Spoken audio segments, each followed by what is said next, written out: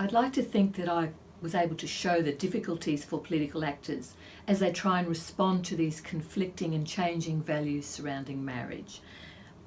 For the policymakers, for government and other political actors, the stakeholders, it's actually quite difficult to translate these values and ideas about marriage into policies, particularly in the neoliberal context when, as I said, the basic premise is that governments stand back and they don't interfere in as many areas as possible, that they just let people do their own thing. And that applies in economics as well, or whatever you want to think about. And the problem that policymakers have is that it's very difficult for them, particularly in a neoliberal context, to address the inequalities produced or reproduced by factors such as gender and class and ethnicity, religion, race, etc. And all these factors will influence the quality of marriage and other relationships.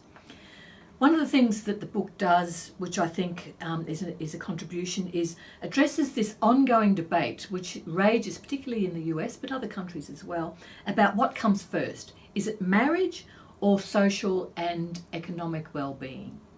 What these proponents of marriage say is that marriage itself not only prevents poverty, but that married people are more highly educated, they accumulate more wealth over time, they're healthier than people who are not married, especially men, especially working class men.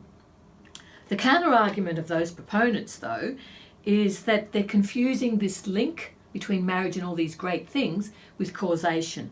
What they argue is that it is not marriage itself which creates better living standards and opportunities. It is that those who marry in the first place can afford to do that. They can afford to pay for the wedding and the whole shebang that goes with that. They're better educated, they can afford good housing, they can utilise good quality childcare and healthcare, etc.